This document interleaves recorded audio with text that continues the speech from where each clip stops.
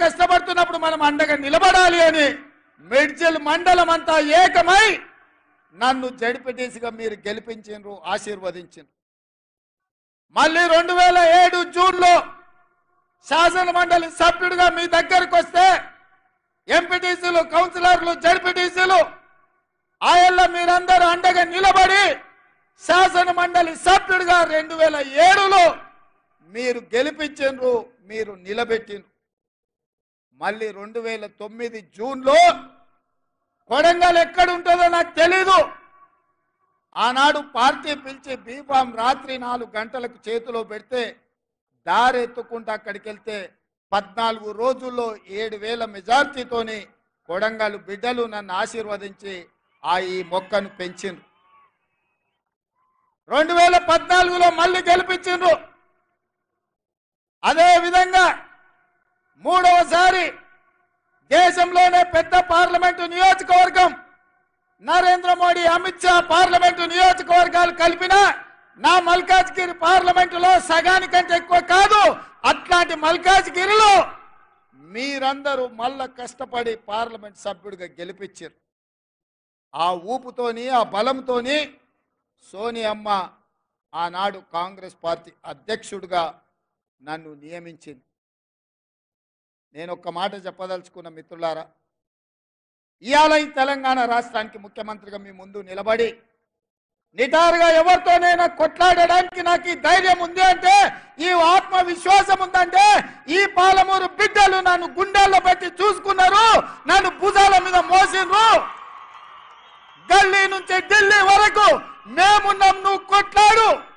అది మోడీ అయినా సరే, కేడీ అయినా సరే, బిల్లా అయినా సరే, రంగా అయినా సరే, ఎవరినైనా నువ్వు ఎదురొడ్డి నిలబడు, తొడగొట్టి పడగొట్టు అని మీరు చెప్పిండ్రు. కాబట్టి ఇవాళ ఈ ఆత్మవిశ్వాసంతో నిన్న మొన్న నరేంద్ర మోడీ గారి మీటింగ్లో కూడా నా రాష్ట్రానికి నువ్వు నిధులు ఇవ్వాల్సిందే, అభివృద్ధికి సహకరించాల్సిందే.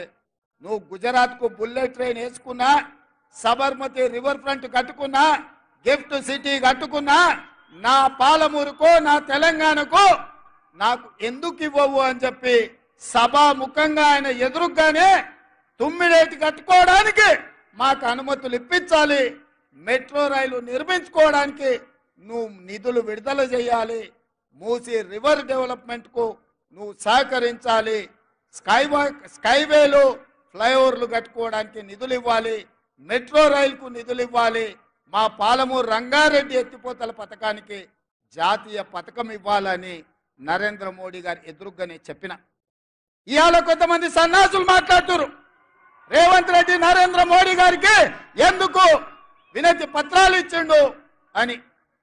నేను అడుగుతున్న సన్నాసులారా, నేను ఎక్కడ పోయి ఇంట్లో తలుపులు మూసి కడుపులో తలకాయ పెట్టి కాళ్ళు పట్టుకోలే, చెవులో గుసగుసలు చెప్పలే. బాజాబ్తా ప్రధానమంత్రిగా ఈ రాష్ట్రానికి వస్తే ముఖ్యమంత్రిగా నా బాధ్యతను నెరవేర్చిన. అతిథి మన ఇంటికి వచ్చినప్పుడు మర్యాద ఇవ్వడం మన సంస్కారం అని నేను విశ్వసించిన, నమ్మిన. మర్యాద ఇవ్వడం మన బలహీనత కాదు. మర్యాద ఇవ్వడం వల్ల మన గౌరవం పెరుగుతుంది. దేశ ప్రధానమంత్రికి గౌరవం ఇచ్చినాం, మన సమస్యల్ని ఏకరువు పెట్టినాం. రేపు ఒకవేళ భారతీయ జనతా పార్టీ మనం అడిగిన నిధులు ఇవ్వకపోయినా, మనం అడిగిన అనుమతులు ఇవ్వకపోయినా చాకి రేవు పెట్టి చిరిగేదాకా ఉతికే బాధ్యత నేను తీసుకుంటా. నరేంద్ర మోడీ తెలంగాణ అభివృద్ధిలో మనకు సహకరించకపోతే తెలంగాణ రాష్ట్రమే కాదు, దేశంలో అన్ని రాష్ట్రాలు తిరిగి నరేంద్ర మోడీకి వ్యతిరేకంగా నిలబడి కొట్లాడతా అని చెప్పి నేను ఈ వేదిక మీద నుంచి మాటిస్తున్న మిత్రులారా.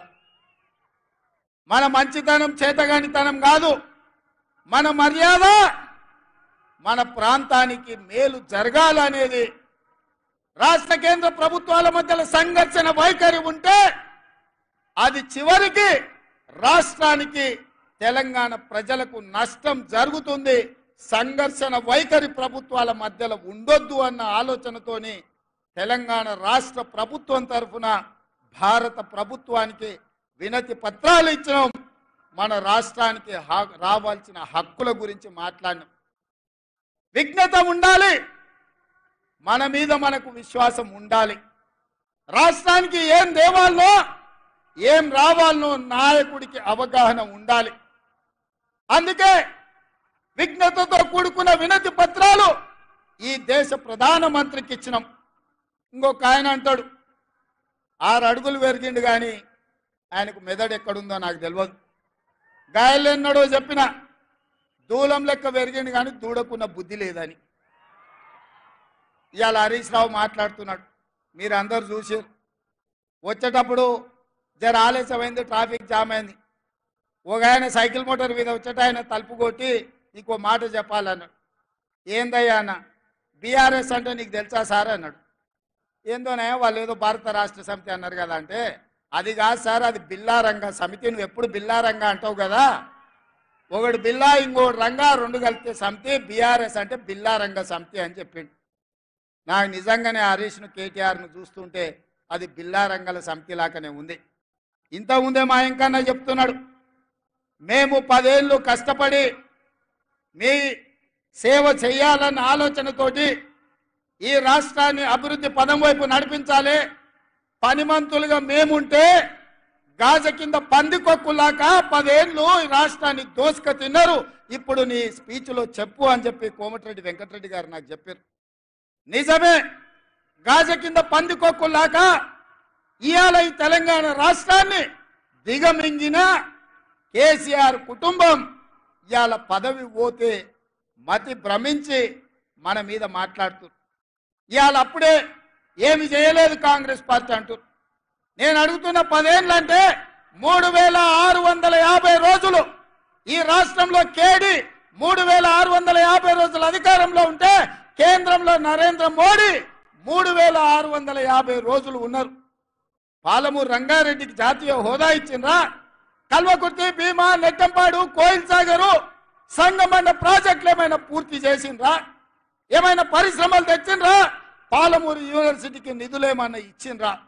మన పిల్లలకేమైనా కొలువులు ఇచ్చిండ్రా? మన పిల్లలకేమైనా ఫీజు రియంబర్స్మెంట్ ఇచ్చిండ్రా? ఏం చేసిండ్రు ఈ జిల్లాకు? ఆనాడు కరీంనగర్ జిల్లా నుంచి సాగు తప్పి కన్ను లొట్టబోయి వలస వచ్చి పాలమూరు జిల్లా ప్రజల కడుపుల తలకాయ పెట్టి కాళ్లకు దండం పెడితే మనం కదా ఆదరించి పార్లమెంటుకు పంపించింది చంద్రశేఖర్ రావు.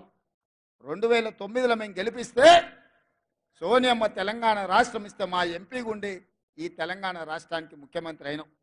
ఒక్క రోజైనా ఆనాడు ఆర్టీఎస్ కోసం నీళ్ల కోసం పాదయాత్ర చేసినా అని చెప్పినావు కదా. తుమ్మిళ్ళ దగ్గర కూర్చొని ప్రాజెక్టు పూర్తి చేస్తా, అలంపూర్ గద్వాలకు నీళ్ళు ఇస్తా అని చెప్పినావు కదా. 10 ఏళ్ళైనా నువ్వు ఆ పని చేయకపోతే మా మిత్రుడు సంపత్ కుమార్ గారు ఆ ఏళ్ళ తుమ్మిళ్ళ కోసం ఆడ కుర్చేసి రాబిడ్డ కుర్చీలో కూర్చుందిరా అని దీక్ష చేసి